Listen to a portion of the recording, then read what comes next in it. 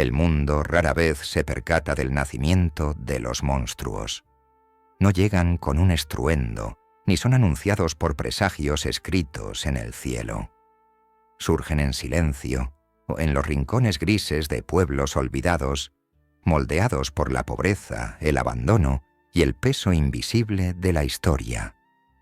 En 1960, en la ciudad de Kurgán, lejos de los salones de mármol de Moscú y de la grandeza del Kremlin, Alexander Viktorovich Solonik abrió los ojos por primera vez.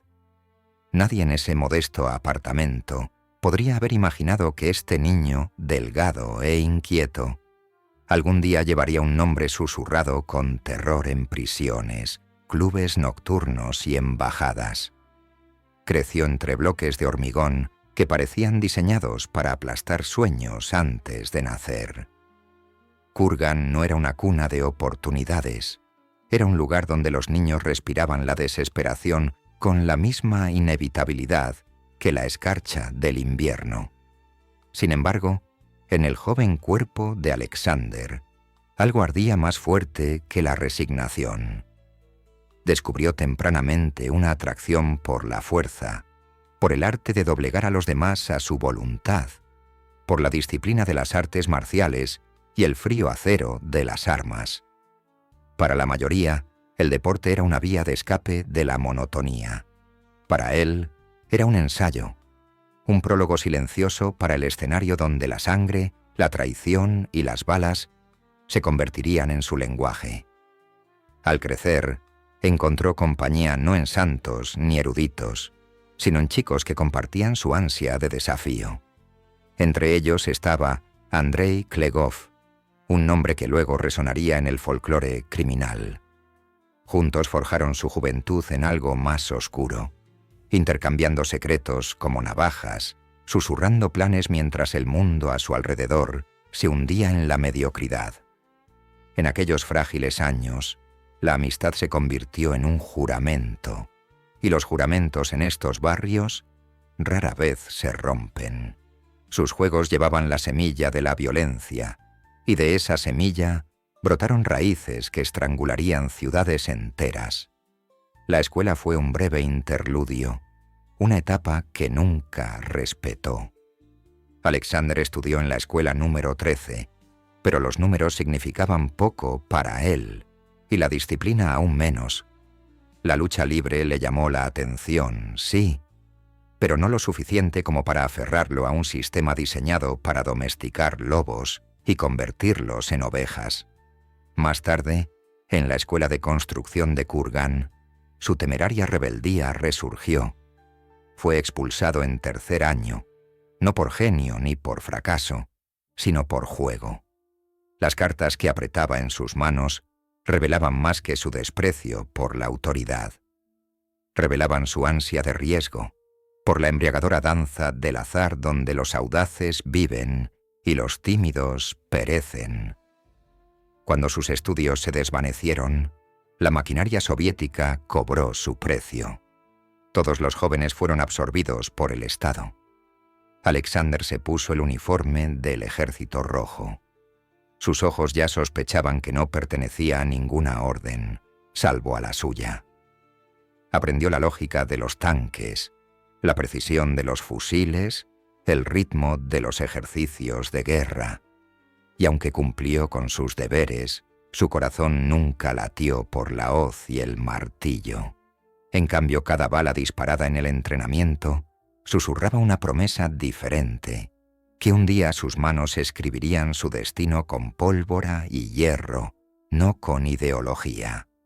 Sus instructores militares destacaron su precisión. Disparaba con una destreza asombrosa, acertando a los blancos como si su visión fuera una profecía. Más tarde, recordaría sus días en el ejército con una sonrisa irónica, confesando: «Siempre disparé bien. Fui instructor, pero el ejército era solo una escuela. El verdadero examen me esperaba afuera».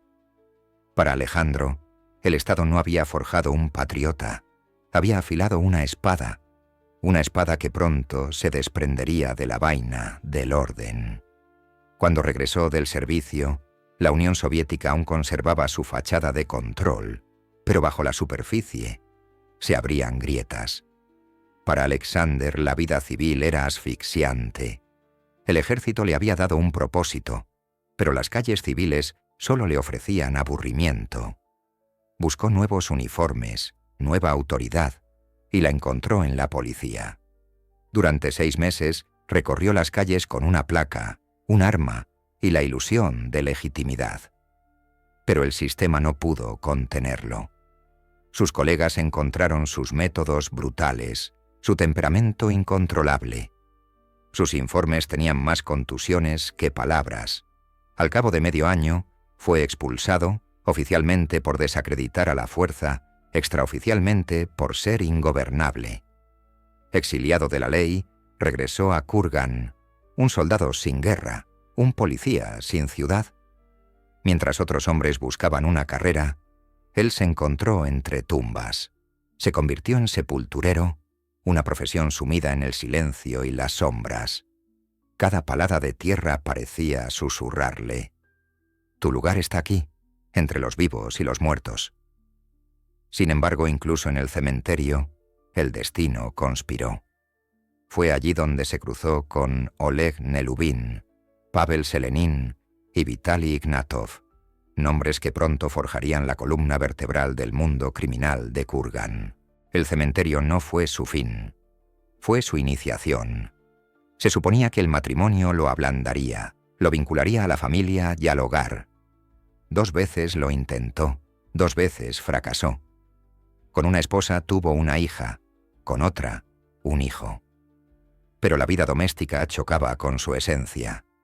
Los hogares se derrumbaban bajo el peso de su inquietud. Donde otros veían consuelo, él veía confinamiento. No estaba hecho para el calor, se forjó en el frío. El ritmo de las cenas familiares, las canciones de cuna, los rituales de estabilidad, todo le sonaba falso, como si el destino mismo se riera cada vez que intentaba quedarse quieto. A finales de la década de 1980, su historia se había sumido en la oscuridad con un ímpetu imparable.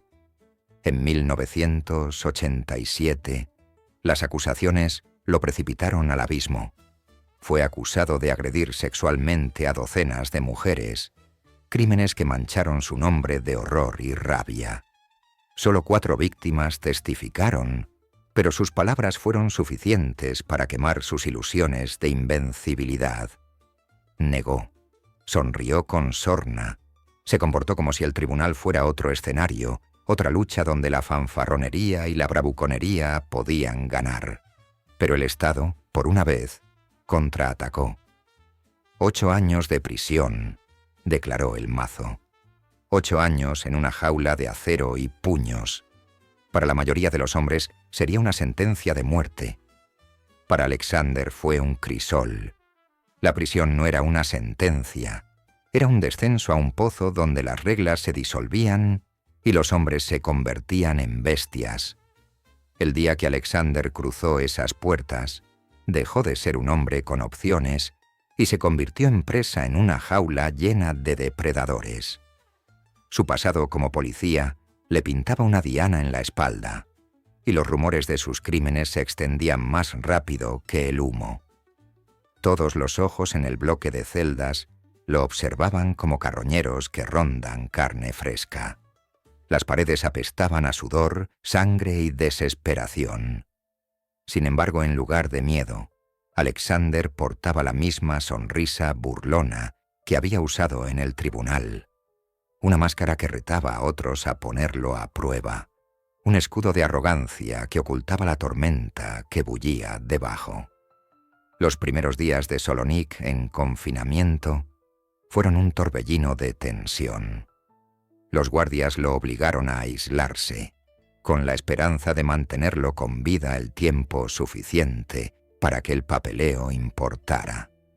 Pero la soledad solo agudizó sus agallas. Emergió entre la población general como un lobo forzado entre hienas. Los demás lo rodeaban, hurgando, esperando su debilidad. Solo vieron a un ex policía, un hombre marcado. pero habían calculado mal. Habían confundido su silencio con sumisión, su quietud con miedo. Alexander no era una presa, era un depredador esperando su momento. Y pronto, la prisión se convertiría en su teatro de crueldad, donde escribiría su propia leyenda, con huesos rotos y sangre derramada. La prueba llegó rápidamente. Circulaban rumores de que estaba destinado a morir. Un grupo de 12 hombres lo rodeaba en el patio. Sus risas transmitían la certeza de la victoria. Querían humillarlo, convertirlo en una advertencia para quienes se atrevieran a entrar con el hedor de las fuerzas del orden. Pero el destino se deleita con la ironía. Lo que comenzó como un linchamiento se convirtió en un mito. Solo Nick se movía con una ferocidad que nadie esperaba. Un golpe aquí, un lanzamiento allá.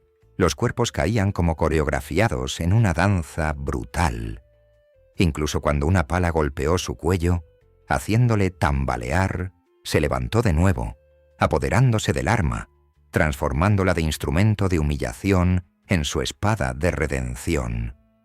El aire se llenó de incredulidad. Uno a uno, sus atacantes se desplomaron bajo sus golpes hasta que lo imposible se volvió innegable. Había derrotado a 12 hombres él solo. En el silencio sangriento que siguió, el respeto reemplazó a la burla. El miedo reemplazó a la risa. Prisioneros que habían presenciado miles de peleas susurraban su nombre como una plegaria o una maldición. Desde ese día ya no era el policía caído en desgracia, ni el depredador convicto, sino una figura descomunal, un gladiador que prosperó en el infierno. La leyenda del superasesino había dado sus primeros pasos, nacida no en las sombras de los callejones, sino bajo la mirada implacable de barrotes y alambre de púas. Con su supervivencia asegurada, Alexander transformó su confinamiento en un campo de entrenamiento. Levantaba pesas improvisadas, corría circuitos interminables y afilaba su cuerpo hasta convertirlo en un arma. Sus noches transcurrían con la literatura, la filosofía y los idiomas extranjeros, como si las palabras mismas pudieran convertirse en otra forma de munición. Para sus compañeros de prisión, era un enigma, un hombre capaz de romper huesos en un instante y citar pasajes en otro. Para los guardias, era una molestia envuelta en un enigma, impredecible e incontenible. Cada día, la línea entre erudito, soldado y salvaje se difuminaba aún más, hasta que solo quedó un hombre que encarnaba la violencia no como un accidente, sino como un arte. Sin embargo, incluso los artistas anhelan la libertad. El ansia de solo Nick por un mundo abierto se volvió insoportable. Sabía que la ley no lo liberaría, pero sí la astucia. Durante una visita a su esposa, sus ojos no revelaron ningún plan, ningún atisbo de desesperación.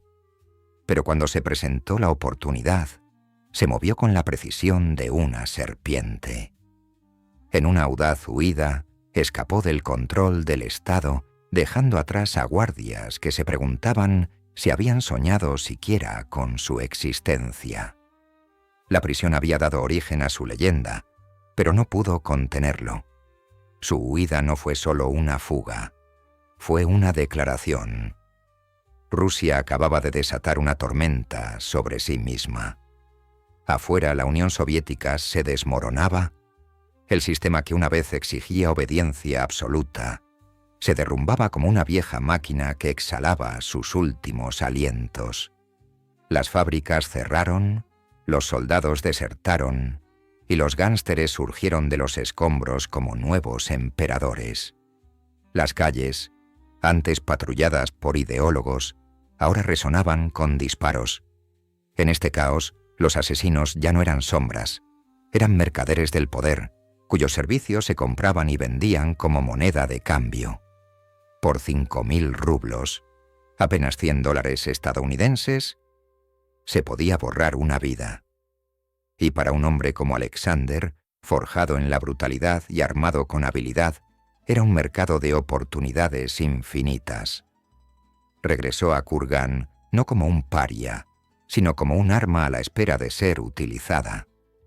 Viejos amigos ya habían echado raíces en el mundo del crimen organizado y lo recibieron como a un igual, no como a un fugitivo. Ya no era el chico que jugaba a las cartas en las aulas, ni el policía expulsado por desobediencia. Era un superviviente del infierno, un hombre que se había enfrentado a la muerte y había grabado su nombre en la piel de 12 enemigos. Para ellos era útil. Para él era inevitable. Su metamorfosis en asesino profesional no fue una elección, fue el destino revelando su verdadero rostro. Su primer contrato llegó como un bautismo. La orden era simple: eliminar al líder de una banda rival. No hubo vacilación ni pausa moral. Apretó el gatillo como si fuera el gesto más natural del mundo, como si cada segundo de su vida lo hubiera conducido a ese momento. Cuando el cuerpo cayó, también lo hizo la última ilusión de redención. Alexander Solonik ya no era un hombre acosado por acusaciones ni sujeto a la ley. Se había convertido en un instrumento de muerte, disponible para el mejor postor.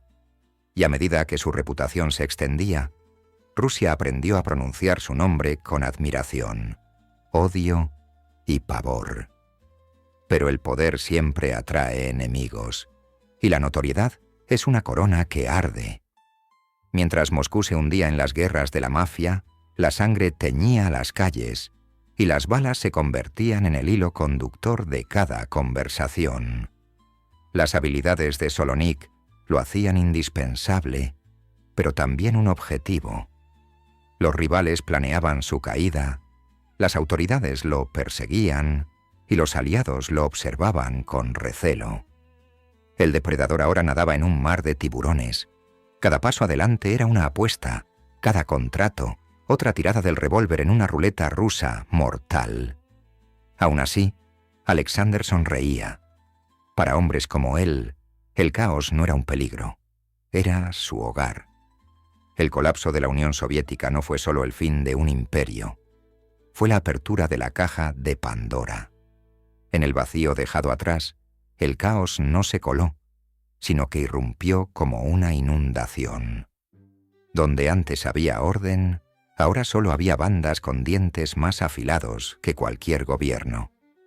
Y Alexander Solonik, recién salido de las sombras de la prisión, emergió como un fantasma en este paisaje sin ley. Ya no estaba atado a una sola ciudad.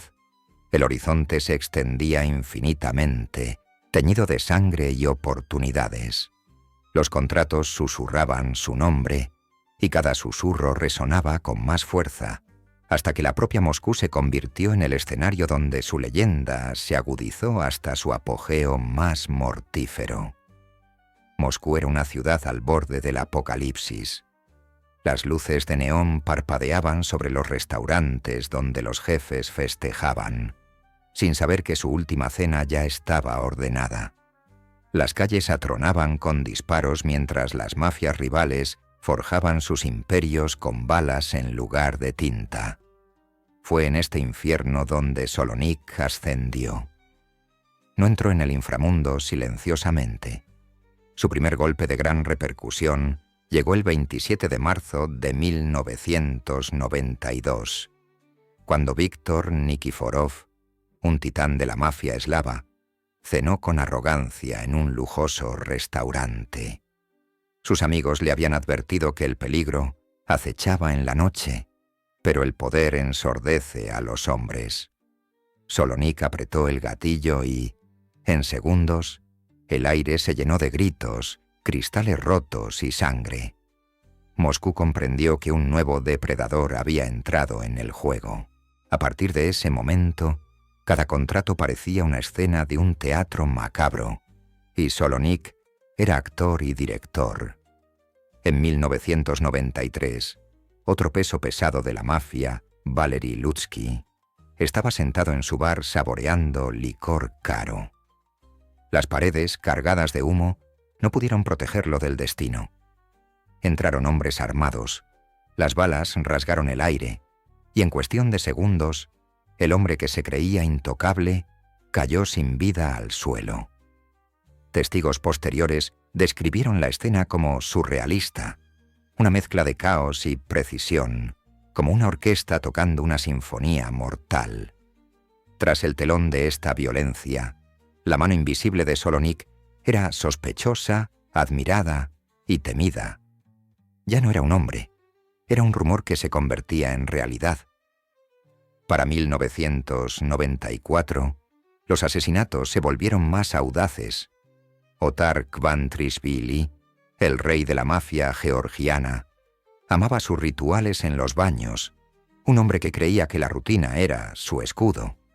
Pero un día, mientras el vapor se enroscaba alrededor de su cuerpo, la bala de un francotirador rompió la ilusión. Se desplomó al instante, un dios del crimen abatido con una finalidad quirúrgica. La identidad del tirador nunca se demostró, pero los rumores apuntaban a Solonik. Su leyenda creció precisamente porque era mitad verdad y mitad mito. Algunos juraban que mataba con ambas manos, con las pistolas encendidas como extensiones de su cuerpo. Otros creían que podía desaparecer entre la multitud como el humo, dejando solo cadáveres. Los mitos, sean ciertos o no, son las armas más afiladas que un asesino puede blandir. Diciembre de ese mismo año, volvió a teñir Moscú de rojo. Vladislav Viner, otro capo de la mafia, disfrutaba de una cena prenavideña en un restaurante repleto de charlas navideñas. Nunca lo vio venir. Solonik entró, despiadado, con su Glock oculta como un secreto demasiado ansioso por ser revelado. Cuando las balas volaron, los cubiertos tintinearon como campanas de alarma. Los vasos se rompieron y el aire alegre se convirtió en una sinfonía de gritos de pesadilla. El imperio de Wiener cayó tan rápido como su cuerpo, y con él, la ciudad se dio cuenta de que Solonik no solo buscaba objetivos, estaba reconfigurando la jerarquía misma del poder. Contrariarlo era desaparecer. Cenar con él era arriesgarse a morir con él. Pero lo que distinguía a Solonik no era solo su eficiencia, sino también su audacia. A diferencia de otros asesinos que se esfumaban en las sombras, él parecía prosperar en la visibilidad, como si se burlara tanto de la mafia como del Estado. A plena luz del día, en calles abarrotadas, actuaba con la calma de un hombre convencido de que la muerte jamás podría alcanzarlo. Y por un tiempo, pareció cierto. La policía lo acorraló una vez, convencidos de que el depredador finalmente estaba atrapado. Sin embargo, con una Glock escondida bajo su abrigo, irrumpió como una tormenta, abatiendo a los agentes en una lluvia de plomo. 5 agentes de la ley cayeron, heridos o moribundos, mientras él escapaba una vez más, herido pero vivo. Su leyenda se expandía con cada enfrentamiento. Ese día resultó herido, una bala que le atravesó el riñón. Pero incluso con dolor, Solonik se volvió más aterrador. En el hospital hablaba con naturalidad de asesinatos, confesiones que se le escapaban como alardes en un bar. Sus enemigos lo oían, las autoridades garabateaban, pero nadie podía atraparlo. Pronto lo trasladaron a Matroskaya Tishina, una prisión cuyo nombre mismo inspiraba terror. Allí debería haberse derrumbado ante las constantes amenazas e intentos de venganza. En cambio, se adaptó de nuevo como un camaleón de la violencia. Luchó, sobrevivió e incluso conquistó. Tejió redes, sedujo aliados y estudió las debilidades. La cárcel no fue su tumba, fue su taller. La fuga que siguió fue puro teatro, del tipo que solo un hombre como Solonik podía orquestar. Un maniquí bajo las sábanas engañó a los guardias, mientras él descendía por los muros de la prisión con la confianza de un héroe de novela pulp. A mediados de 1995, volvió a ser libre, y esta vez Huyó no solo de la mirada vigilante de Moscú, sino de la propia Rusia. Con documentos falsos y una identidad falsa, se coló en Grecia, arrastrando consigo la reputación de fantasma. Ya no era simplemente Alexander Solonik, era el superasesino, un fantasma cuya sombra trascendía fronteras. En Atenas, construiría no solo un refugio, sino un reino. En Grecia, Solonik encontró terreno fértil para su imperio. Las calles soleadas, tan alejadas de la gris desesperación de Moscú, se convirtieron en un camuflaje para negocios más oscuros. Reunió a su alrededor a 50 hombres leales, veteranos del crimen y la guerra, soldados de fortuna que solo conocían la sangre como moneda de cambio. Juntos, construyeron una organización que traficaba no solo con drogas, sino también con miedo. Firmaron contratos, eliminaron enemigos y forjaron alianzas con la crueldad de los caudillos medievales. Sus villas en las afueras de Atenas se convirtieron en fortalezas, repletas de armas y rodeadas de lujo. Para los forasteros parecían palacios, para los de adentro eran arsenales, templos donde la violencia se planeaba con meticulosa devoción. Y sin embargo, incluso mientras construía este imperio, Solonik no pudo escapar de la gravedad del mito. Los rusos contaban historias de él, seduciendo modelos, cenando con reinas de belleza, viviendo como un príncipe de las sombras. Los griegos murmuraban que era un informante, protegido por los servicios de inteligencia, intocable incluso para su propia policía. Por todas partes, su nombre estaba adornado con exageraciones. Pero los mitos son peligrosos. Atraen envidia, sospecha, traición. Por cada aliado atraído por su poder, había 10 enemigos planeando su caída. Y aunque parecía inmortal, intocable, invencible, la historia nos recuerda: todo fantasma finalmente se enfrenta al momento en que alguien, en algún lugar, se atreve a dejar de creer en su leyenda. Decían que se convertía en humo en Atenas, pero el humo no orquesta. El humo se desplaza. Él dirigía. Los contratos llegaban como profecías selladas, y él abría cada uno con calma sacerdotal, traduciendo los nombres en salidas.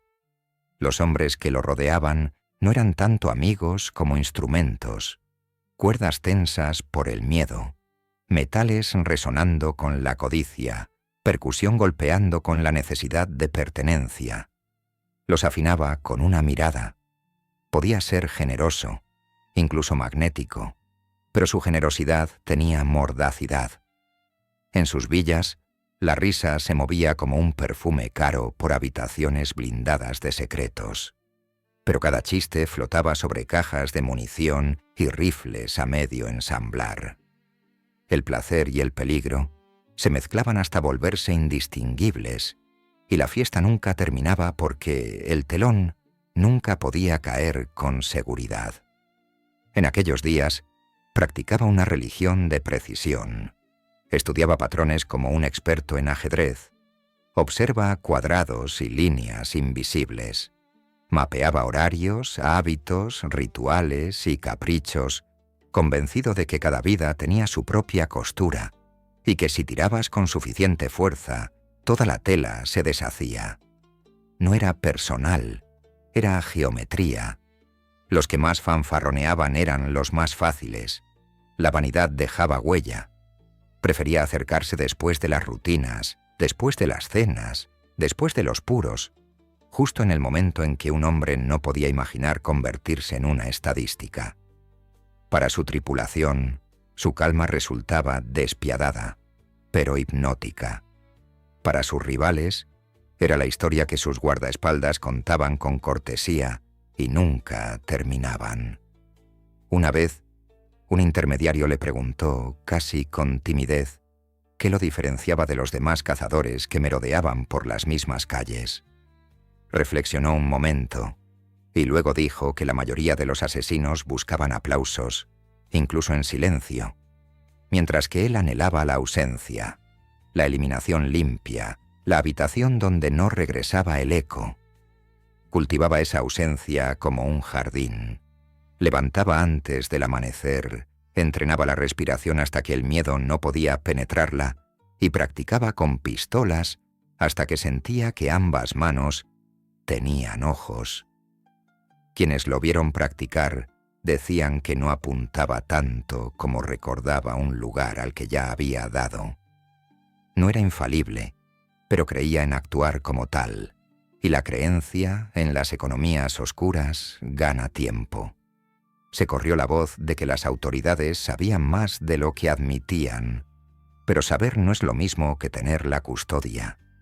Se movía con papeles que contaban hermosas mentiras, firmas que abrían puertas como llaves mágicas. Algunos juraban que bebía con los funcionarios, otros juraban que los alimentaba. Unos pocos susurraban que se alimentaba de ellos. En esa neblina de rumores, alentó la leyenda que mejor lo protegía. La sugerencia de que no solo evadió la red, sino que la tejió. Si la policía dudaba, tal vez alguien se lo había advertido. Si un puesto de control desaparecía, tal vez se le había exigido un favor. Cierto o no, la incertidumbre le servía más que cualquier chaleco antibalas, porque la incertidumbre hace temblar las manos. Pero lo que realmente les estrechó la mano fueron sus finales. La noche en Atenas, cuando esperaba en el vestíbulo del hotel, paciente como la escarcha, dirigía como si diera entrada a una orquesta silenciosa. El empresario de San Petersburgo salió al pasillo con su esposa, un hombre medio arrullado por el glamour, medio ciego por la confianza ritual. El paso de un coche afuera, el destello del metal, la respiración contenida, y luego el rugido entrecortado de un rifle que convirtió la prosperidad en tiempo pasado. La gente siempre habla de gritos, de sangre, de cristales que se estremecen, pero hay otro sonido, más terrible, el instante en que todos comprenden que el tiempo se ha bifurcado y que nadie volverá a caminar por el camino más seguro. Se podía rastrear su imperio por los silencios que dejaba atrás. Reuniones que nunca ocurrieron porque alguien nunca llegó. Brindis que helaban el aire. Tripulaciones rivales paralizadas por la superstición de que su nombre podía sacudir una sala. No solo mataba hombres, mataba trayectorias, el arco de una vida, la curva de una ambición, la promesa susurrada a un niño. Sin embargo, en la tranquilidad posterior, a veces se sentaba solo y contaba los costos como un avaro.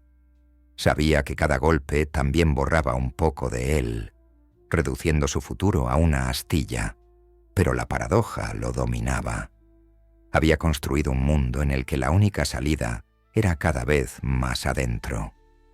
El lujo hizo inevitable su caída, aunque le endulzaba las horas. Adoraba el teatro de la llegada, la cuidadosa puesta en escena de una nueva villa, la silenciosa eficiencia de la seguridad renovada, la meticulosa colocación de los libros sobre una mesa donde se limpiaban las armas. Se enamoró de la belleza como cualquier hombre que ha intentado huir de la fealdad, eligiendo amantes como si iluminara un pasillo que de otro modo se negaría a recorrer. Dicen que cierta modelo sonreía en fotografías que nunca vieron la luz del día, que la escuchaba cuando hablaba de cosas cotidianas, que su suavidad cosía una herida que ningún cirujano se atrevería a tocar. Pero la ternura no puede vencer la gravedad. Solo puede hacer que la caída se sienta más alta. Los rivales aprendieron y se adaptaron. Donde la fuerza bruta falló, la paciencia empezó a funcionar. Cenaban donde él cenaba, imitaban sus rutas, colocaban fantasmas a lo largo de sus perímetros. Un rumor se fortalece cuando varias bocas lo alimentan, y pronto una nueva mitología lo acechó. No invencible, simplemente invicto. No intocable, simplemente incomprendido. La diferencia es fatal.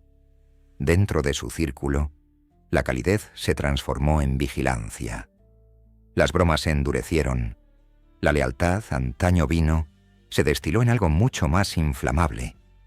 No dormía menos, dormía diferente, como un buceador que sabe cuál podría ser el último aliento limpio antes de que la oscuridad y la presión les cierren las manos.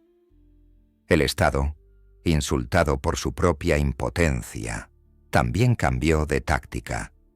Dejó de perseguirlo y empezó a intentar remodelar el ambiente que lo rodeaba. Las fronteras se volvieron testarudas. Los rostros en los aeropuertos se estudiaron durante más tiempo.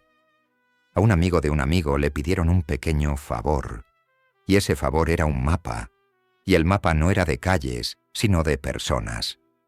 Lo sintió, como los animales perciben el clima antes de que las nubes o el viento lo anuncien. Duplicó cerraduras, cambió rutinas, quemó un teléfono que nunca había sonado. Las villas se llenaron de armas que parecían menos trofeos y más votos en unas elecciones que nadie anunciaba, pero que todos temían perder. Se dijo a sí mismo que podría sobrevivir a la marea, como había sobrevivido a las cárceles, las guerras y los tribunales, pero las mareas son pacientes matones. Una noche tocó la fría barandilla de un balcón y comprendió con una claridad que sabía a metal. Después de todo, no se había convertido en humo. Se había convertido en un faro que guiaba a los enemigos, un punto fijo, una invitación brillante. En esa comprensión brilló algo raro en él. No miedo a morir, sino miedo a volverse predecible. Siempre había sido una pregunta. Ahora los hombres creían conocer sus respuestas, y si conocían sus respuestas, podrían escribir su final. Así que planeó una obra maestra más, el tipo de conclusión limpia con la que solo sueñan los arquitectos de la violencia. Redibujaría fronteras, borraría deudas, reemplazaría viejos enemigos con fantasmas y viejos amigos con mitos. Quitaría un nombre de una lista en Italia y lo cambiaría por anonimato. Se deslizaría hacia una vida más pequeña donde las noches tuvieran menos eco. Incluso habló de ello, con ligereza, a un hombre que había compartido su pan y su risa, y quizás demasiados de sus secretos. El hombre asintió con la generosidad de una sombra. «Sí, hermano», dijo sin decirlo. «Sí, cerraremos el libro juntos». Y en algún lugar un nudo de confianza ciñó otro nudo. Lo que no podía admitir, ni a su tripulación, ni a su amante, ni al espejo, era que esta sinfonía se había vuelto más fuerte que su director. Ahora lo interpretaba, arrastrándolo por compases que no había escrito, crescendos que no había elegido. El poder es una avalancha disfrazada de trono. Cuando te sientas demasiado tiempo, la montaña decide por ti. Sintió temblar la nieve. Contó los compases. Contuvo la respiración como si el silencio pudiera negociar un destino diferente. Pero la partitura ya estaba escrita en manos que él había entrenado, alimentado y elogiado, y el telón, ávido de cierre, comenzó a caer. El mito de la inmortalidad nunca dura mucho, pero mientras perdura, deslumbra como fuego sobre aguas negras. En Grecia, Salónica caminó entre días que parecían burlarse de la mortalidad. Villas coronadas con escaleras de mármol, autos zumbando con orgullo importado, mujeres esculpidas por revistas de moda, mesas dobladas bajo el peso del vino y los dólares.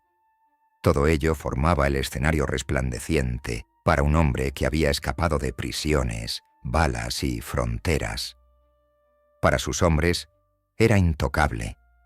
Para sus enemigos, era un enigma que destilaba veneno.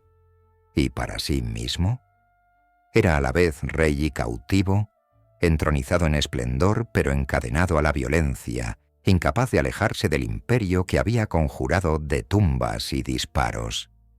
Sus fortalezas se construían sobre contradicciones. En el interior, Las lámparas de araña brillaban como halos, mientras que debajo los sótanos rebosaban de armas, con cajas de municiones apiladas como ataúdes, esperando a sus ocupantes aún no muertos. Los guardias patrullaban los jardines, con risas demasiado fuertes, como si la risa pudiera ahogar el tic-tac del destino. Las noches en esas villas se sentían eternas, una mezcla de exceso y paranoia. El humo de los cigarrillos flotaba por los pasillos forrados con cortinas de terciopelo, mientras que, tras puertas cerradas, Solónik dibujaba rutas, estudiaba mapas y calculaba asesinatos con la meticulosidad de un ingeniero. Quería que su imperio pareciera un paraíso, pero cada espejo reflejaba un campo de batalla donde la sangre era la única moneda. Lo que hacía aterrador su reinado era su maestría. La violencia bajo Solónik nunca fue aleatoria. Cada acto era un mensaje, un capítulo en el libro de poder que él escribía con balas como puntuación. Cuando eliminaban a un rival, el golpe era tan preciso que parecía ensayado, reensayado y ejecutado ante un público de cadáveres. Coches emboscados en las intersecciones, vestíbulos de hoteles inundados por el eco de los disparos, callejones que se tragaban a los hombres enteros. El ritmo de su imperio se medía en silencios tras gritos. Los aliados se jactaban de él como si fuera una leyenda hecha carne, mientras que los enemigos murmuraban oraciones para que sus nombres nunca aparecieran en sus contratos. Sin embargo, incluso los reyes de sangre tienen ansias que van más allá del imperio. El ansia de belleza de Solónik se hizo notoria. No cualquier amante le servía. Perseguía a reinas de concursos, supermodelos, mujeres que irradiaban tanto resplandor como fragilidad. A ellas les ofrecía riqueza, protección, peligro envuelto en encanto. Pero lo que realmente buscaba era una ilusión, la sensación de que, durante unas horas en su compañía, podía adentrarse en un mundo libre de venganzas. Fotografías, ahora perdidas en el tiempo, susurraban noches en las que parecía casi humano, sonriendo ante chistes susurrados, deteniéndose ante una copa de vino. Pero la verdad siempre regresaba, porque su cama estaba custodiada por rifles y la ternura no puede dormir con disparos resonando a través de las paredes. Su notoriedad atraía a más que mujeres. Provocaba rumores en los servicios de inteligencia, tanto rusos como griegos. Algunos juraban que estaba protegido, otros que estaba manipulado. Corrían rumores de que vivía bajo la doble cara de Vladimir Kesov, una identidad fantasma creada para el contraespionaje. Quizás era cierto, quizás un mito. Pero la ambigüedad era su propio escudo. Cuando los hombres no pueden distinguir si eres un depredador o un peón, dudan, y la duda es la victoria. Solónik se adentró en esta niebla de duda, dejando que las leyendas lo envolvieran, hasta que pareció menos un hombre que una sombra que los gobiernos usaban para asustarse. Aún así, las sombras no pueden sostener imperios sin que aparezcan grietas. La violencia tiene la capacidad de multiplicarse, y cada cuerpo enterrado en el suelo ateniense engendraba nuevos enemigos en el extranjero. Su red se extendía por toda Europa, tejiendo lazos a través de Roma, Viena y San Petersburgo. Cada hilo brillaba con la oportunidad, pero se deshilachaba con la traición. Cada trato alcanzado era otro pacto con hombres que solo respetaban el lucro. Y en el inframundo, el lucro es un dios celoso, venerado hoy, traicionado mañana. Solónik había aprendido a leer la traición en las miradas, pero ni siquiera él podía seguir el ritmo del hambre que lo rodeaba. Entonces llegó el asesinato que marcó la cima y el comienzo de la caída. 14 de octubre de 1996, Atenas. En el tranquilo vestíbulo del hotel Mexdu Neronaya, Solo Nick esperaba como un gato cuya paciencia sobrevivió a su presa. Andrei Lukashov, un hombre de negocios de San Petersburgo, entró con su esposa, su paso seguro, su mente llena de cifras y contratos. El momento parecía ordinario. Entonces un Volkswagen se detuvo afuera. Una señal pasó como una sombra, y de repente la música de la vida fue destrozada por el rugido de un Kalashnikov. Lukashov se desplomó, su esposa gritando mientras el mundo se disolvía en el caos. Para Atenas fue un asesinato. Para Solonik fue puntuación. Sin embargo, sin saberlo, acababa de escribir la línea que daría la vuelta y pondría fin a su historia. Los periódicos se encendieron con la historia. Los titulares lo pintaron como un genio y un monstruo a la vez, un exiliado convertido en rey, un fantasma ruso que gobernaba desde suelo griego. Su imperio nunca había sido más notorio, pero la notoriedad es un arma de doble filo. Para el público era fascinante, para sus rivales, intolerable, para sus aliados, incluso era peligroso estar a su lado, y para las autoridades, tanto griegas como rusas, su mera supervivencia era una vergüenza que ya no podían permitirse. Durante años, había prosperado deslizándose entre las grietas, pero cuando las grietas se cierran, no avisan, aplastan. Dentro de su círculo, el peligro se acercaba. La lealtad es la moneda más frágil del crimen, y Solonik la había gastado con imprudencia. Quienes una vez besaron su anillo, ahora susurraban en los pasillos. Quienes brindaban por sus victorias ahora contaban sus errores. Y los errores se habían multiplicado.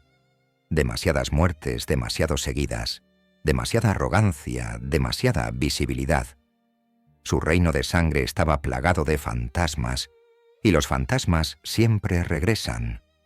Lo sabía, pero se aferraba a su imperio, como si éste pudiera protegerlo del destino. Pero toda fortaleza es vulnerable al enemigo que ya posee las llaves. Así los días se oscurecieron.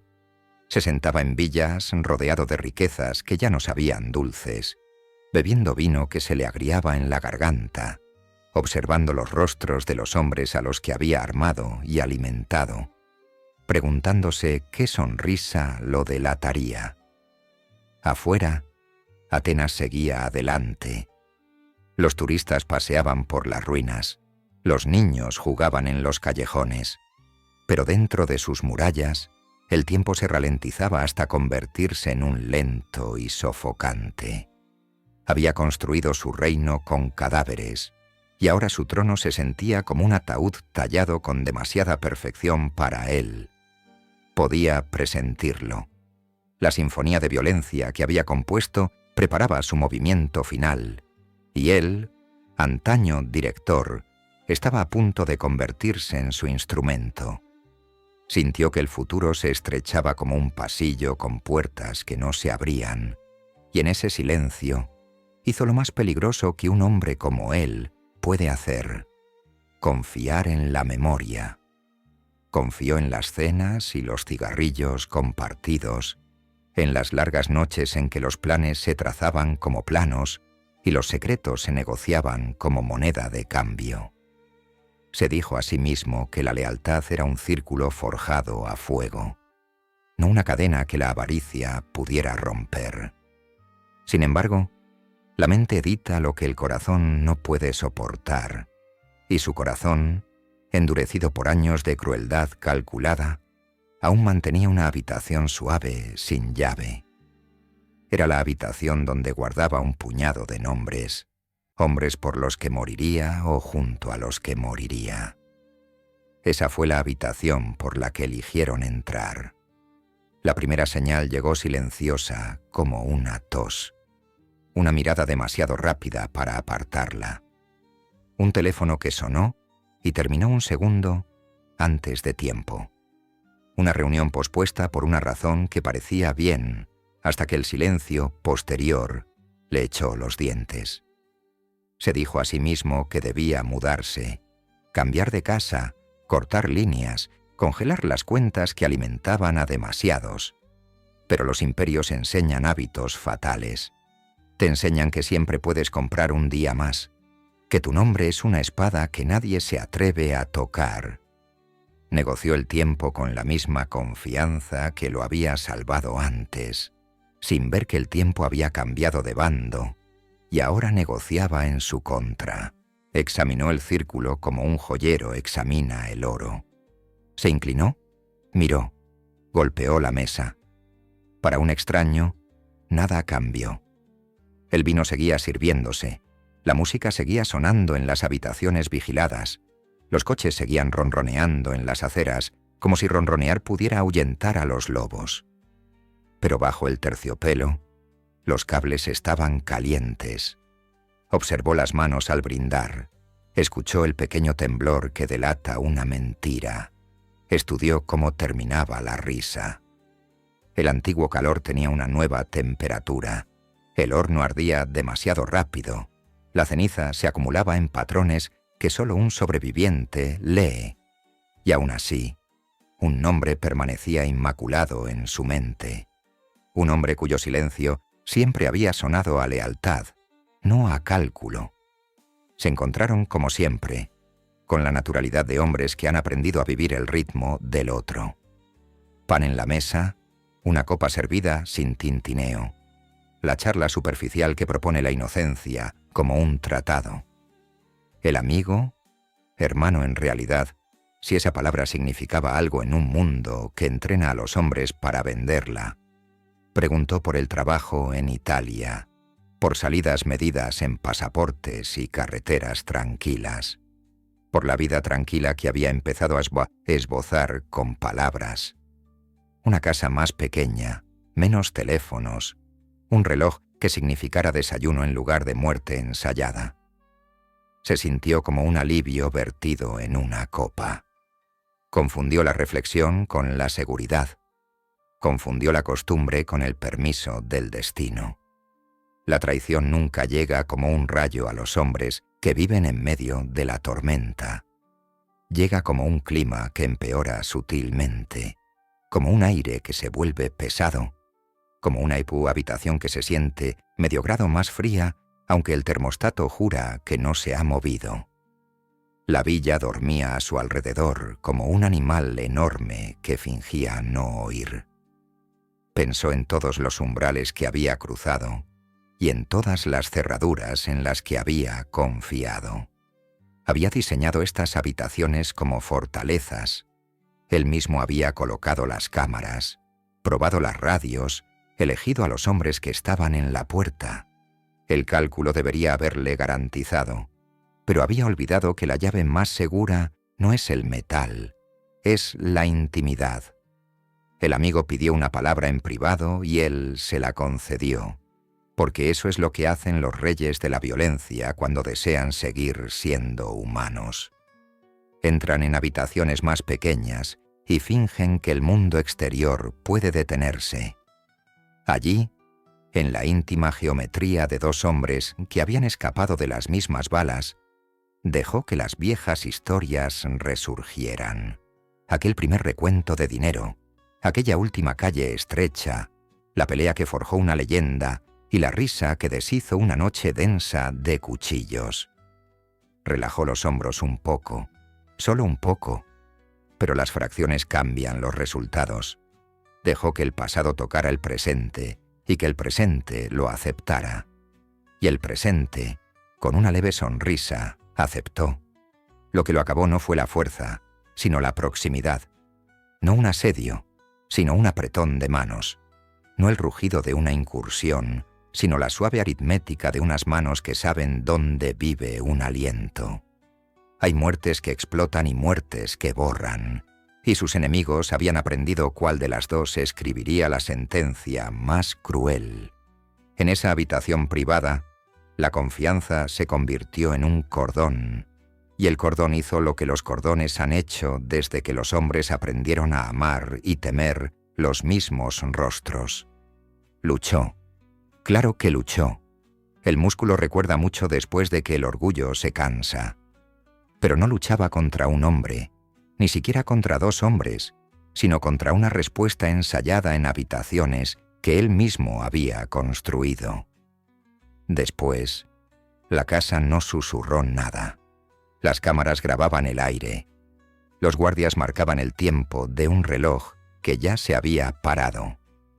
En algún lugar de la villa, un vaso reposaba junto a una ventana con una impresión aún calentándose en el borde, y la noche absorbía una historia para la que había sido contratada. El amigo se alisó la chaqueta. Recorrió el pasillo 2 veces, como hacen los profesionales, y entonces se convirtió en ausencia. No corrió. No se apresuró. Simplemente pasó de un papel a otro, como un actor al dar el golpe final.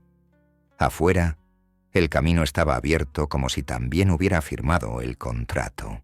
Su reino no se derrumbó con estrépito. Se plegó hacia adentro como una tienda de campaña al retirarse el poste central.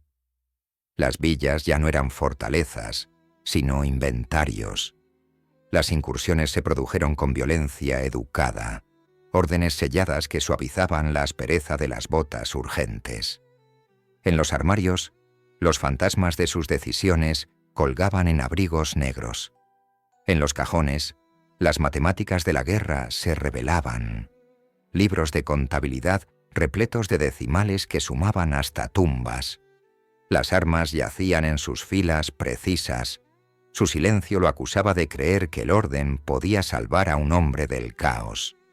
Las casas, antaño motores de amenaza, eran ahora museos, y las placas estaban escritas en el frío lenguaje de la evidencia.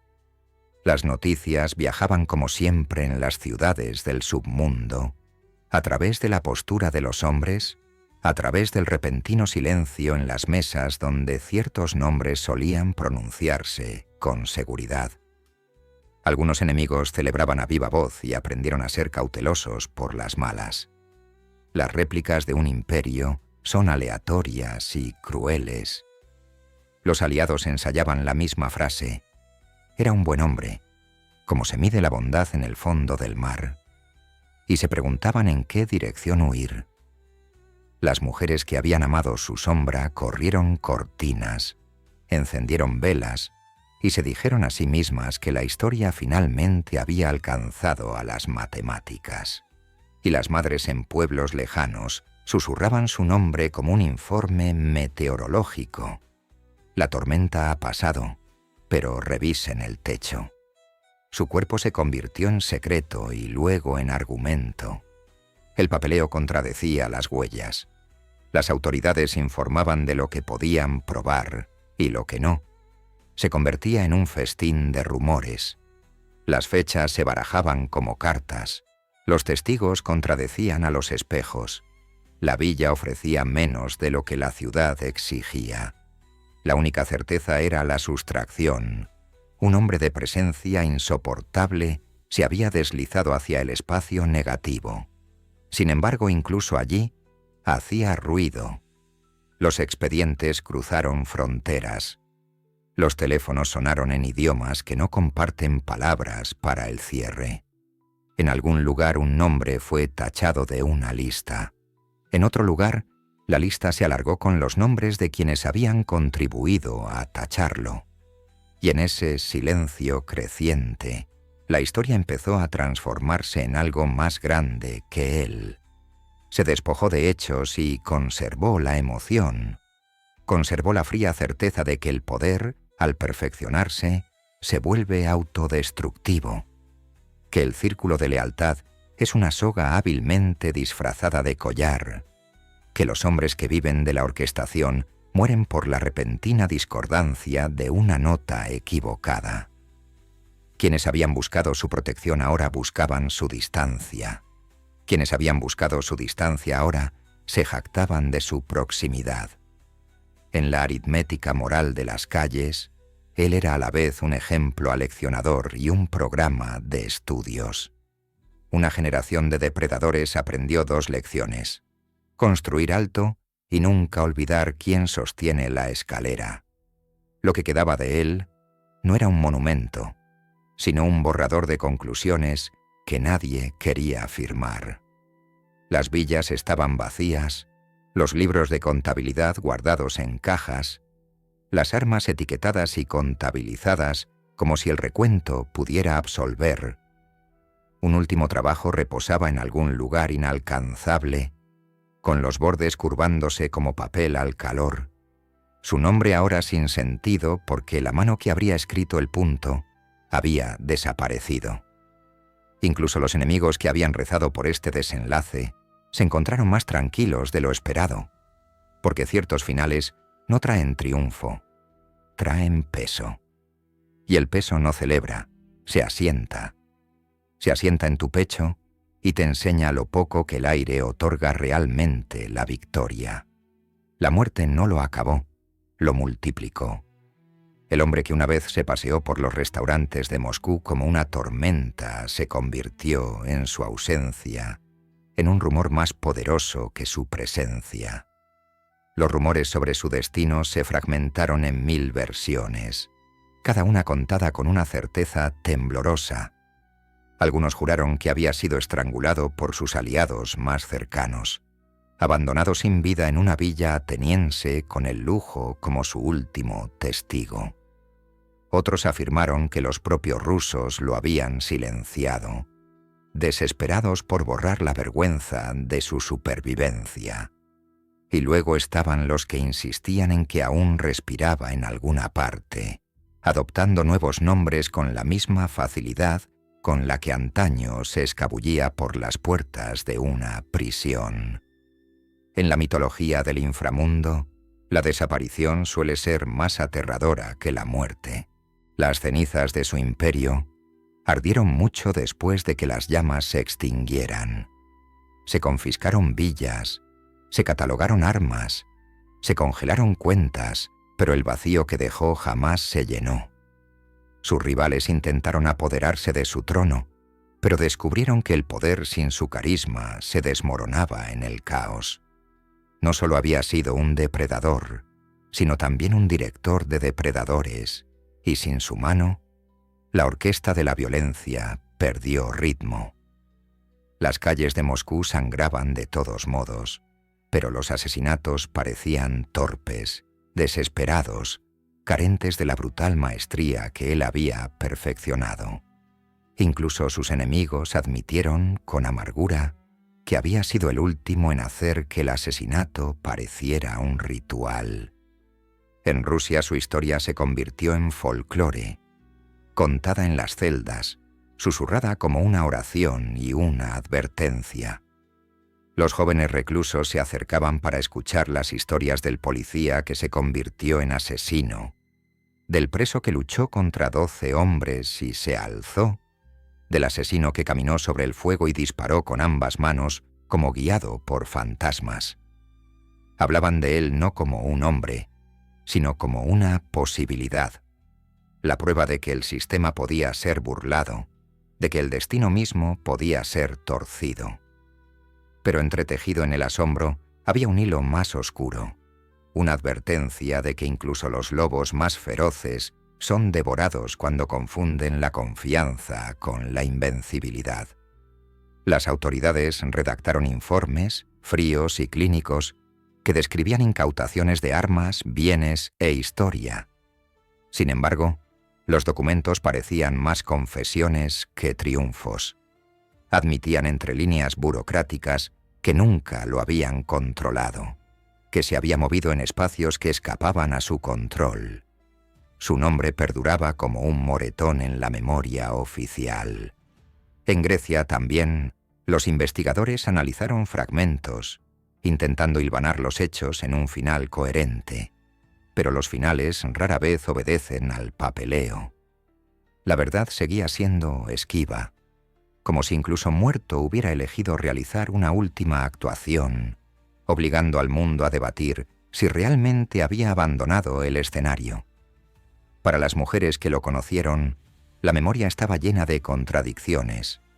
Recordaban la ternura, sí, la sonrisa a través de una vela, la voz suavizada durante una hora, la ilusión de seguridad en su presencia, pero también recordaban las armas apoyadas en los rincones, los silencios repentinos al mencionar nombres, la certeza de que cada abrazo se producía en medio de un fuego cruzado.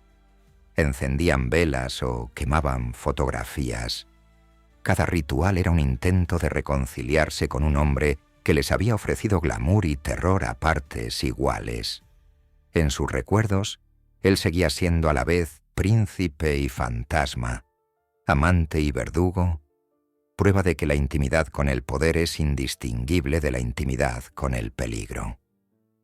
Para los hombres que lo habían seguido, la lealtad se convirtió en cuentos con moraleja.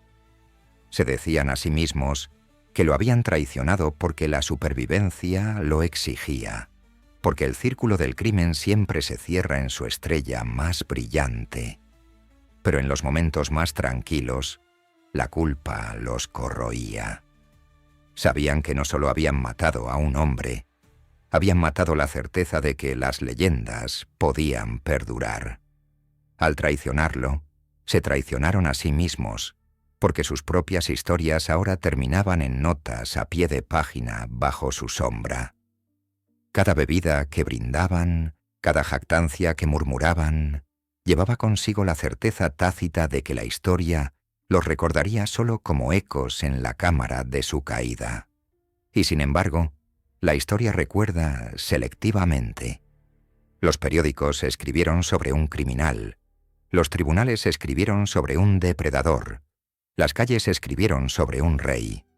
Entre estos tres guiones yace la verdad.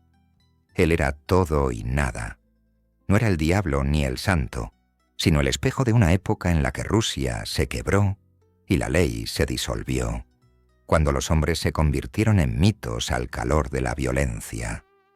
En él, la gente vio sus miedos y sus deseos, su ansia de orden y su adoración del caos. Fue el rostro de una época en la que las balas reemplazaron a las urnas y la lealtad valía menos que el aliento. Incluso ahora, décadas después, su historia se resiste a desvanecerse. Los documentales resucitan su sombra, los libros diseccionan sus métodos, los foros debaten si su mano fue guiada por la habilidad o la suerte. En la jerga carcelaria, su nombre aún pesa. En los círculos políticos, su leyenda aún brilla como una bengala de advertencia. Se le invoca tanto como monstruo como mártir, según quien lo invoque. Esa es la ironía final. Deseaba la ausencia, la eliminación total de su oficio, pero la ausencia lo hizo eterno. Al desaparecer se aseguró de que nadie pudiera enterrarlo por completo. Su fantasma permanece en las pausas de las conversaciones, en la forma en que las miradas se mueven cuando se pronuncia su nombre. ¿Qué significa, entonces, sobrevivir a uno mismo? Quizás signifique convertirse en aquello que una vez cazaste, un fantasma, inalcanzable, invencible, presente en el miedo, sino en carne y hueso.